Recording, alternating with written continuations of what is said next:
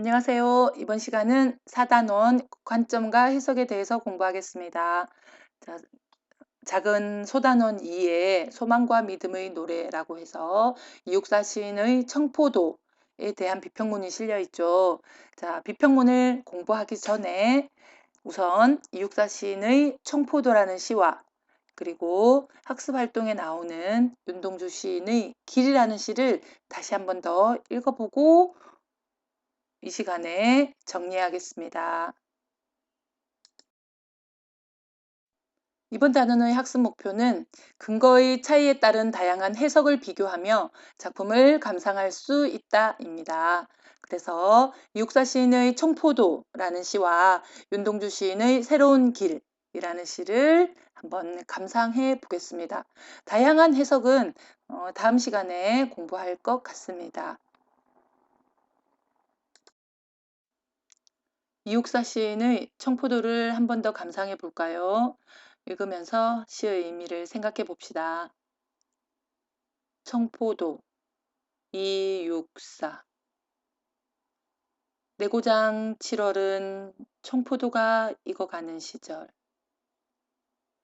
이 마을 전설이 주저리 열리고 먼데 하늘이 꿈꾸려 아라리 들어와 박혀 하늘 밑 푸른 바다가 가슴을 열고 흰 돛담배가 곱게 밀려서 오면 내가 바라는 손님은 고달픈 몸으로 청포를 입고 찾아온다고 했으니 내 그를 맞아 이 포도를 따 먹으면 두 손은 한뿍 적셔도 좋으련.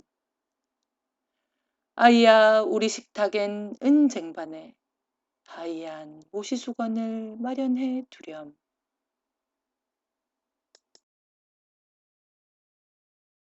이 시도 그다지 어렵지 않습니다. 여러분이 충분히 이해하고 해석할 수 있는 시인데요. 자, 시를 보면 현대시고요. 시인이 자신의 생각이나 느낌을 노래해서 서정시이며 자유시입니다. 내세율이 느껴지는 거죠. 자, 시를 쓴 글감은 청포도입니다. 자, 그래서 이 시에 보면 청포도가 익어가는 고향을 생각하면서 어, 언젠가 내가 바라는 손님이 오면 그 손님과 함께 포도를 따 먹으면서 평화롭게 그리고 풍요롭게 여유롭게 살고 싶다라는 마음을 노래한 시죠. 그죠? 자, 그런데 여기서 청포도가 단지 그냥 과일, 맛있는 과일 청포도를 가리키는 게 아니기 때문에 이 시가 큰 의미를 갖고 있다고 볼 수 있습니다. 자, 이 청포도가 상징적으로 쓰였는데요. 청포도 하면 우리 포도 자체가 우리 풍요의 상징이잖아요. 한 송이에 주렁주렁 포도 알맹이들이 가득 달려 있잖아요. 그죠?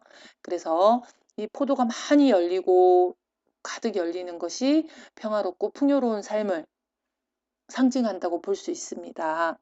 자, 그래서 청포도라는 상징적 소재를 사용하여 평화롭고 풍요로운 삶을 살고 싶은 마음을 표현했다라고 볼 수 있고요. 그리고 특히 시에서 청포도, 푸를 청자를 쓰고 있죠. 그죠?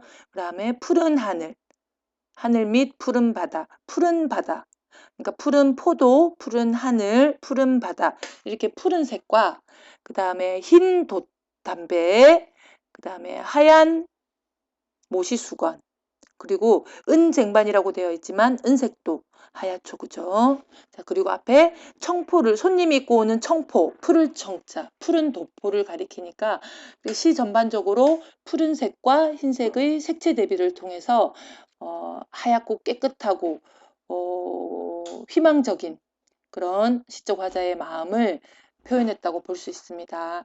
그래서 푸른색과 하얀 흰색의 색채 대비를 통해서 시적 화자의 소망을 강조했다고 볼 수 있습니다. 특히 우리가 하이안이라는 맞춤법에 맞지 않는 표현을 통해서 하얀 색을 강조하고 운율을 살렸죠. 그죠? 바로 그 위에 있는 행인 아이야 하고 부르는 말 아이야 세 글자잖아요. 하얀 세 글자. 그래서 글자 수를 맞춰서 운율을 살렸다고 볼 수 있습니다. 이렇게 맞춤법에 맞지 않는 표현을 통해서 하얀색을 강조하고 운율을 살리는 것을 우리 뭐라고 하냐면 시에서만 맞춤법에 맞지 않는 표현을 허용해 준다고 해서 시적 허용이라고 하고 있죠. 자, 초성 힌트 해결하면서 내용을 정리하면 되겠습니다. 자, 특히 이 시를 지은 이육사 시인은요, 본명이 이월록입니다. 이원자, 록자. 이시고요. 1904년에 태어나서 1944년에 돌아가셨습니다. 안타깝게도 40년, 겨우 40여 년을 살다 가셨는데 독립운동 가이시면서 시인이셨어요. 자, 일제강점기에 3대 저항시인 알고 있죠? 일제강점기에 시를 통해서 일본 제국주의에 저항하면서 이육사 시인은 특히 직접 그 몸으로 독립운동을 하신 분이죠. 그죠? 3대 저항 시인이 누구 있으시냐면 이육사 시인, 한용운 시인, 윤동주 시인. 이 세 분을 일제강점기의 3대 저항 시인이라고 불러주고 있습니다. 그만큼 그 중에서도 특히 이육사 시인은 온몸과 마음을 바쳐 독립운동을 하셨고, 그리고 그런 강건한 마음들을, 독립에 대한 염원들을 시로 남기신 분으로 유명합니다.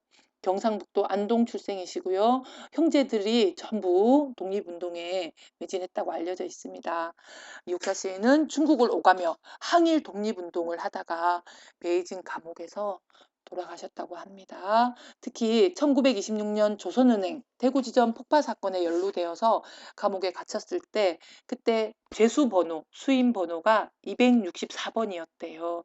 그래서 그 264번으로 을 자신의 호로 삼아서 육사, 이육사라고 했다고 합니다. 잊을 수 없겠죠, 그죠? 자, 이육사 시인은 어떤 어려움에도 굽히지 않는 강인한 정신을 노래한 시를 많이 남기셨습니다. 유고 시집으로 육사 시집이 있습니다. 유고, 우리 사람이 죽을 때 남기는 말을 유언이라고 하죠, 그죠? 남기는 재산은 유산, 남기는 원고는 유고. 그래서 살아계실 때 시집을 낸 게 아니라 돌아가신 다음에 이육사 시인이 쓴 시들을 모아서 돌아가신 뒤에 시집을 낸 거예요. 이 육사 시집에 우리가 배우고 있는 청포도, 광야, 절정, 꽃 이런 시들이 실려 있습니다.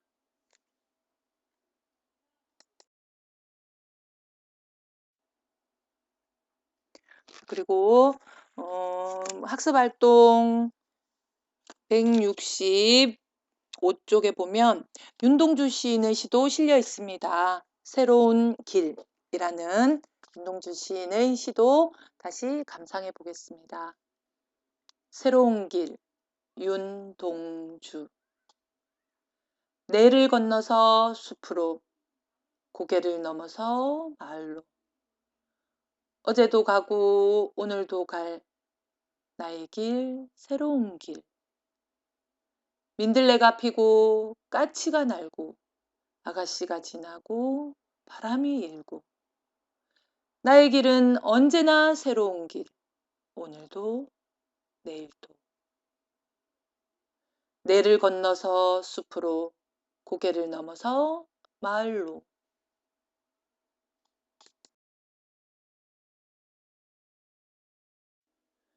윤동주 시인의 새로운 길도 역시나 현대시이면서 서정시이고 자유시입니다.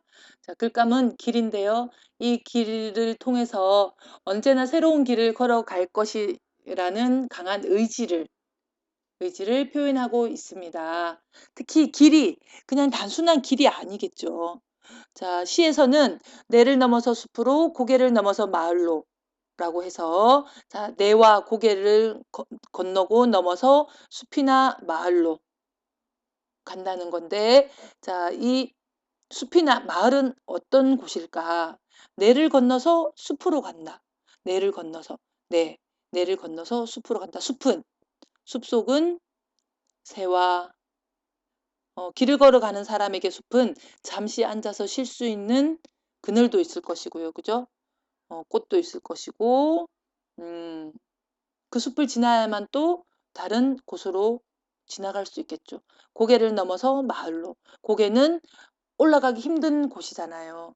고난 이런 걸 뜻하겠죠. 앞에 나와 있는 내와 고개, 건너거나 넘어야 할 곳, 시련이나 고난을 뜻할 것이고 숲이나 마을은 편히 쉴 수 있는 곳, 특히 마을은 음식을 얻어 먹을 수도 있고 잠도 잘 수 있는 곳입니다. 그래서 아무리 어려운 고난이나 시련이 있어도 숲이나 마을로 갈 것이다. 길을 통해서. 자, 나는 어제도 가고 오늘도 가고 이 길을 언제나 걸어갈 것이다.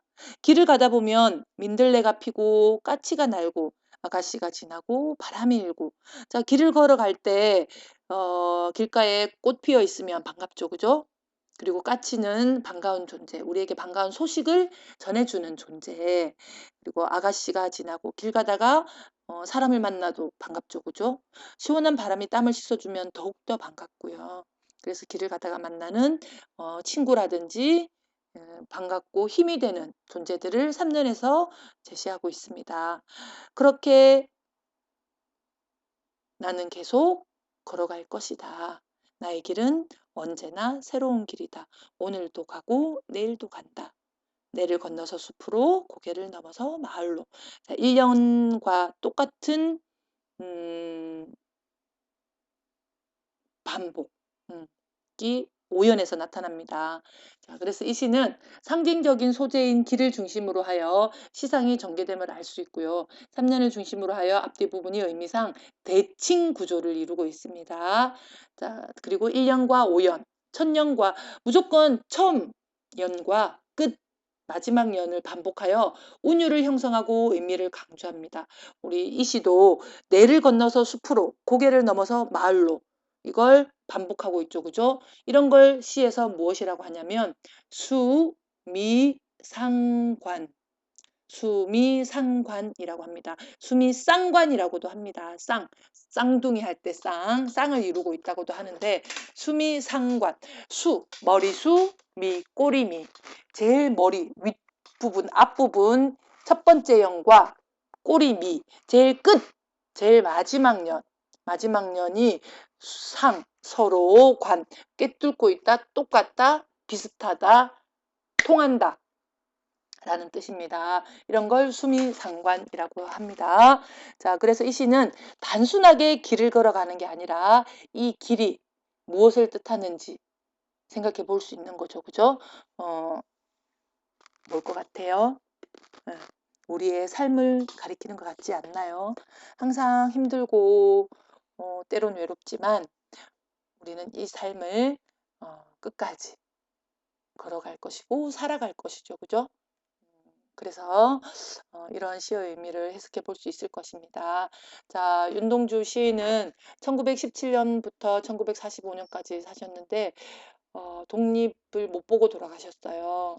그래서 돌아가시기 전에 쓴 시집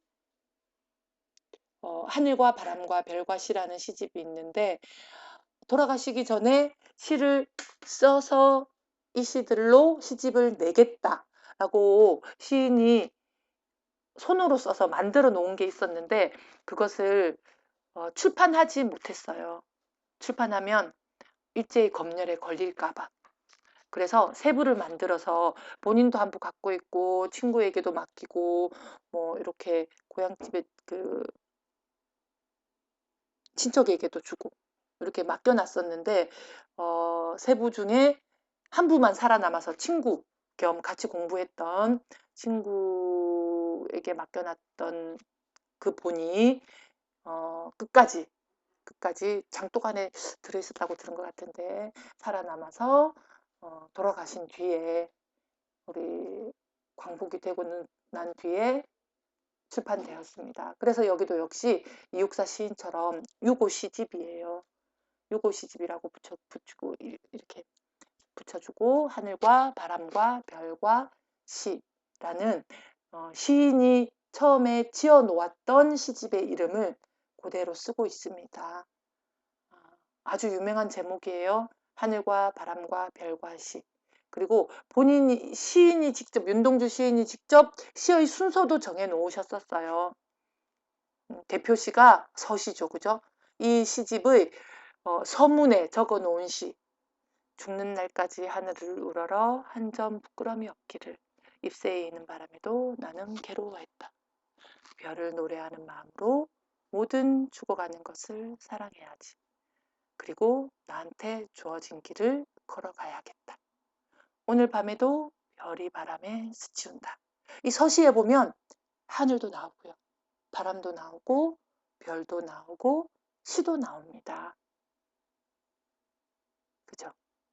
자, 그리고 다른 시들도 여기에 포함된 시들도 있고 이 시집에는 포함되어 있지 않은 윤동주 시인이 뭐 일본에 유학 갔을 때 쓴 시들도 있는데 그런 걸 싹 모아서 시집으로 편찬을 하셨습니다. 자, 관심 있는 분들은 한번 보시고 이 시도 여러분이 기억해 주면 좋겠습니다.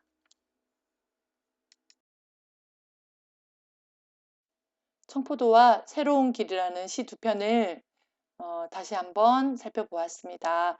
여러분은 이미 공부를 다 해놨을 수도 있는데요. 한 번 더 짚어보면서 다음 시간에 관점에 따른 해석, 우리 청포도를 중심으로 전개될 것입니다. 비평문을 읽고 소망과 믿음의 노래, 비평문을 읽고 어떤 관점으로 시를 해석할 수 있는지 해석하는 방법이 관점에 따라서 달라지겠죠. 그죠? 관점이 한 가지면 한 가지 해석이 가능할 것이고 관점이 두 가지, 세 가지가 되면 해석도 두 가지, 세 가지가 될 수 있을 것입니다. 어떤 관점을 취하느냐에 따라서 어떤 해석이 가능한지를 살펴보는 것이 이 단원의 전체적인 학습 목표입니다. 자, 그래서 이미 지난 원격 수업에서 학습을 한 친구들은 다시 한 번 더 국어 교과서 161쪽에서 166쪽 활동하고 기록하는 것 확인해 두시고요. 170쪽 단원의 마무리까지 해보기 바랍니다.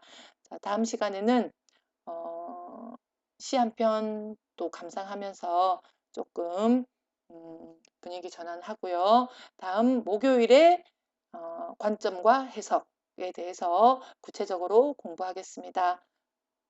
다음 시간에 만나요.